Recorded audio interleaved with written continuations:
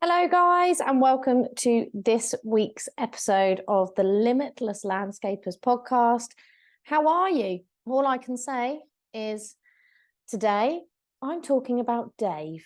Now, if you're intrigued, do head over to listen to this episode in full. So, without further ado, let's go to the show. As the co-founders of the Landscaper Circle, we help you get more money, time and freedom to become limitless through our experiences as fellow landscapers and our tried and tested methods. If you want help with your marketing, managing or growing your business, you've definitely come to the right place. If you're a landscaper, garden designer or supplier to the industry, then hit subscribe so you never miss an episode. Now, let's get back to the show. Hello, lovely people. How are you? The sun is just starting to break out into the sky, which makes me very, very happy. I'm a fan of vitamin D and the fact that we can get jobs finished. Woo! That is a real thing over here as a landscaper. So today I'm talking about Dave. Now, if you follow me on Instagram, then I recently posted something called This is Dave. And I wanted to go through because it has been quite popular. It's a bit of a tongue-in-cheek type post, but it actually conveys a lot. And I think we need to talk about Dave. So Dave, he owns a landscaping company. Dave works in the business more than he does on the business. Dave doesn't worry about the future or winter. He just tends to wing it throughout his life. Dave is often skint. Dave is often unprepared, and he's a little bit scared as well. So I was saying, do not be like Dave. And for many reasons, really, because this, I don't know if this talks to you. I think it has talked to quite a few people because I've got quite a lot of comments and likes and interactions on it. But essentially, we are all a bit like Dave sometimes, and we run our landscaping businesses. We have lots of ideas. We have no ideas available, but we don't tend to have the time to implement them. We schedule time to work on the business, but we get pulled back into the business, so we don't make the strides and the progress that we want. We think we can do it all on our own, and therefore we've got no one to talk to, so we tend to start feeling scared. We have cash flow blips. We might not even run a cash flow. We get scared. We don't tend to manage our cash well. We get scared of the future. Do you hear what I'm saying here? Does this speak to you? I don't know. But essentially, I don't want us all to be like Dave. I think we need to start changing, and we need to start, most importantly, preparing. Last week's episode, we talked about planning. And I'm not going to talk about planning this week's episode because I think that's important. Go back to that episode if you want to learn more about planning and failing and planning to fail to plan, etc. But essentially, I wanted to go through a couple of the things that I talk about in the winter prep call, because these are all things that you can apply not just for winter, but for the whole business going forward. So, you know, it is an element of planning, because we do need to keep an eye on the business. We do need to make that time to work on the business. But essentially, I've been having quite a few calls with landscapers. Well, I've had the 5 calls now, which is really good, but I am going to open up 1 or 2 more just till the end of July, actually, because they've been really good conversations with landscapers, with garden designers about preparing themselves for winter and preparing their businesses for winter. I think that's the most important thing to notice. You know, we need to start preparing not just for winter, but looking into next year and seeing what we can do differently. And I think it's really important not just to see what we could do differently, but to learn from what we've learned this year. So what figures are we looking at this year? What figures are we looking at this year that can help us prepare for the winter and prepare for going into next year? There are figures out there for you. It's whether you're recording them or not. And, you know, this is a separate subject really, but, you know, if you are not running an inquiry log, if you are not generating an email list from your inquiries and your quotes and stuff like that, then you're missing a trick, because these are the sorts of places you can find the information you need in order to prepare going forward. Also, if you have an accountant, you can pull some reports from the figures to know where you're at financially, which is always a good place to start when you are preparing for the next phase of business, preparing for growth, preparing for winter, preparing for anything really, but it's really, really important. And the first thing is that don't be Dave. Start scheduling some time to work on the business. Now, I run a mastermind group for this very reason. I see landscapers all of the time unable to schedule time in their businesses because they start firefighting and they get pulled back into the tools. However, when they join a mastermind group, and my guys in my mastermind make the time, schedule the time to attend that meeting. So that is 2 hours every 8 weeks spent working on their business with multiple brains working with them. So this is a chance to schedule time to work on their business. We also have one-to-ones for each month where we can decide what we're working on the business, what things need to be done that month in order to move the needle forward. And that's when we can set actions and really, again, schedule the time to work with your coach on the business. And then outside of that, you need to schedule time. So whether that means you schedule a morning a week, whether it's an hour a day, whether it's 1 day a week, I don't care how you do it. You need to make the effort to schedule some time to work on your business. And working on your business can take many, many forms. It could be setting up that automated email campaign that you've been meaning to do for many months in order to generate more leads or tell people about your new services that you're offering. It could be that you are going to write your entire social media schedule for the week or the month, and you just need to sit down and get it done. It could mean that you are reflecting back on financial figures, inquiry figures, conversion rates, etc. So you can see what gaps need to be filled and how you are going to bridge the gap in order to grow your business.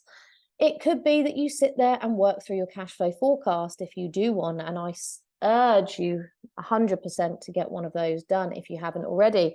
But essentially, you may want to work through your cash flow forecast to see where the dips are, to see where you need to book more jobs in. Maybe you could look at how you're going to afford to finance a new vehicle or whatever it might be. Maybe you just spend that time doing that. Maybe you spend that time working out and planning your jobs. Maybe you spend that time writing your blogs for the week. Maybe you spend that time doing the website amends that have been on your to-do list. Basically, when you're working on the business, you are doing the things that will progress your business forward. So it is not answering the phone to clients or to colleagues. It is not responding to emails ad hoc as they come in. I would urge you, when you are scheduling your time working on the business, you turn your emails off, you put your phone onto airplane mode, and you just crack on. You can do this in minutes, in hours, in days, however you want to do. But essentially, you need to schedule that time and boundary it. Very important. Now, I have done an episode specifically on boundaries, but that's a different episode. I'll put the link in the show notes. So you need to schedule time on your business. That is not what Dave is currently doing. You need to start looking at your cash flow and running a cash flow forecast. That's number 2 on my list. Inevitably, I could bang on about this all day. I tend to bring it up in nearly all my podcast episodes because it is the one thing that helped me grow my landscaping business way back when.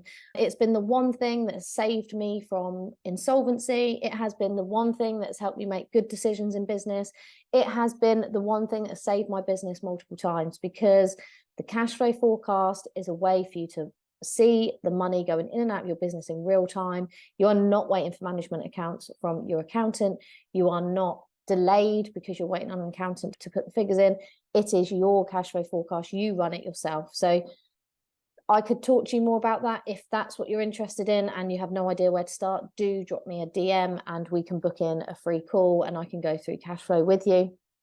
Number 3 is managing your jobs and seeing what you could do. Like, you can make sure that you manage them better, whether you run costing sheets, job schedules, etc. There's many, many ways to make sure that you are managing your jobs to ensure they make profit and to hold your teams accountable. That's another episode, I think, right there. However, it's also looking at periods of time. So we can't manage the weather, but we can manage the jobs that we book in. So thinking about what jobs can still be done in winter that will get done and you can get paid from is very, very important. There's something I didn't focus on for a while. In fact, this is probably the first year we're going to do it properly, but essentially we've always just booked stuff in, and inevitably, particularly last year, we had so many open jobs when we came back from Christmas break, and then we had really bad weather, so we couldn't get any jobs finished, and that just really impacted on the beginning of this year. So although I'm banging on about preparing for winter, the knock-on effects is it actually gives you an easier start to the following year. It prepares you for the following year and helps you get towards those goals that you are aiming to achieve next year and onwards, really. So that's managing jobs. Number 3 is making sure that you are honestly constantly following up. At the moment, we're in a busy period. Well, we certainly are. We've got multiple jobs open, multiple quotes open, should I say, not jobs, but multiple quotes open. We've got lots of leads still coming in. Fantastic. However, the fall down on this, where you can fall down, is where you don't follow up on open quotes strongly enough. And I mean regularly, strongly. Just get on and do it. Don't put it off, because sometimes we can feel a little bit scared of rejection. And there's no need to be scared. What's the worst they could do? They just say, no, we're not interested. But we all have that fear of rejection, so we don't tend to do it. Or we say, we've contacted them so much, they're going to be annoyed. To be honest, I don't really care if they're annoyed. I would rather just know if I've wasted my time or if they're going to buy from me. End of. Then we can move on. The idea is I really like to get my quotes either closed and booked in, or they're lost. Either way, at least then I can move on to the next person. It's really important. No one tends to like following up, but it's a really important step. If you don't like doing it, potentially look at hiring a salesperson or a telesalesperson. I don't know, that might work for you. I personally just really, really want to emphasize the importance of following up. I don't think we do it enough. And this is why we tend to just give up instead of, allowing yourself to step outside of that fear, to follow up with everyone and potentially improve your conversion rates, sell more jobs, and get more fully booked going forward into the year. And I really also think number 5 is building your network. You really need to build your network, because if you build your network now, you've got support if times become hard. So you can pull upon your network of support. So maybe you have a coach. If you don't, get in touch. I'm here. Maybe you want to rely on other people in the industry just to give you some advice, maybe a bit of boosting. Maybe they can generate jobs for you. So good quality networks around you could generate new opportunities for you that you might not have found yourself. I've recently done that, made a few new connections in a new networking group, and also people outside of that networking group that have been referred to me that I've built new connections with, and potentially new ways of marketing the business, new collaborators that we can send work to and get work from. So it's just a really exciting thing. And when you begin to network, I mean, even if you don't like networking as a whole, when you begin to grow that network, you tend to feel less alone. And then you find that opportunities come to you without you having to necessarily try and market to, within an inch of your life. So these are the sorts of things that are going to help you not be Dave, not be scared, not be skint. I could go into lots and lots of other ways to do this. They are just 5 things that I'm going to talk about today. But essentially, we do need to start scheduling time to work on our business. I think that's, it's number 1 on my list today.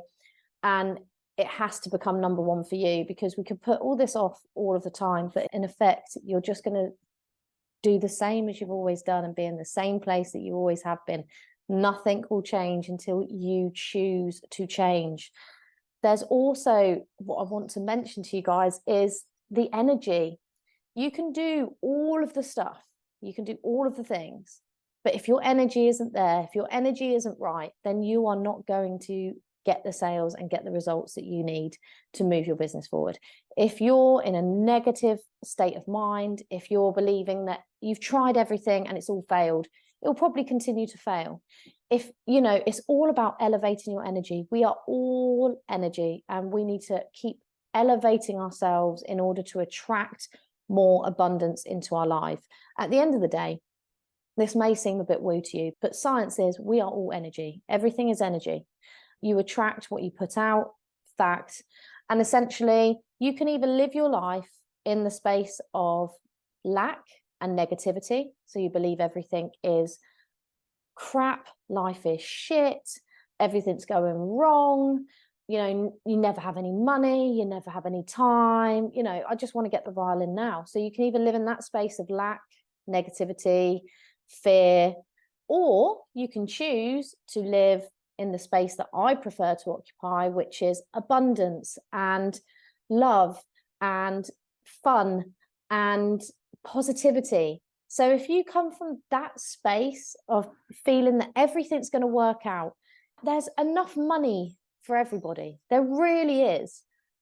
There's no need to start fearing and gripping stuff, because that energy just brings you down. Whereas if you're in the space of openness, you're open to receive, you know that everything will work out. There's lessons in everything. You're taking the lessons. You're seeing problems or hurdles as things to get over. And you're looking at ways that you can learn the lessons from these gifts that you've been given to learn from. Because ultimately, everything that we see as a failure or a problem or a negative issue in our lives is a perfect prime opportunity to learn and grow as people. And we can pull that into our businesses as well. You don't have to just limit it to your personal life. You can bring it into your business, and vice versa. You don't actually just have to be like this in your business. You can choose to view your life from, you know, rose tinted glasses lens, or, you know, depressive dark tinted glasses lenses. It's up to you. There's choices to be made, and I'm all about let's make things as easy as possible. And if we can step into that elevated energy, that energy of abundance and joy, it will make life much easier. Things will begin to happen. Trust me, I could do a whole episode on that as well.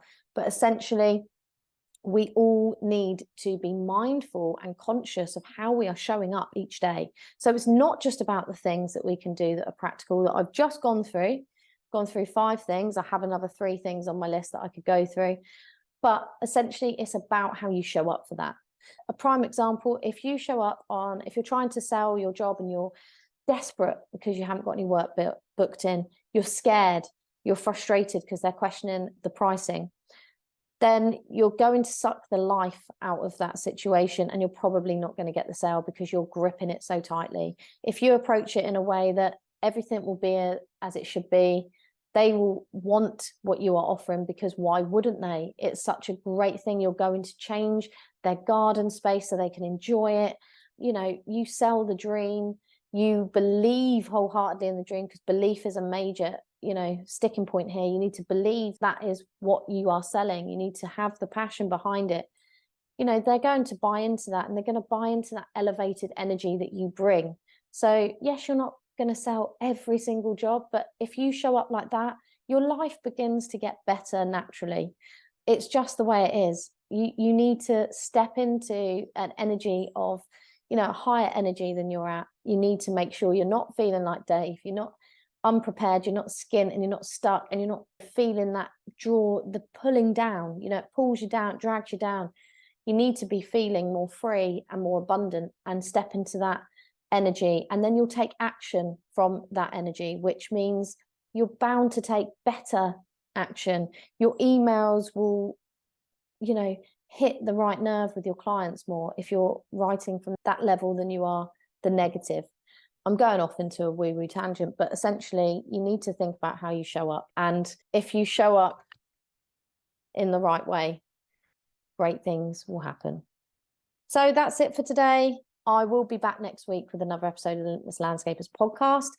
Like I said, I'm releasing 2 more calls for the rest of July. We've got a couple of weeks left, and I would love to help some more landscapers or designers on their road to preparedness in their business.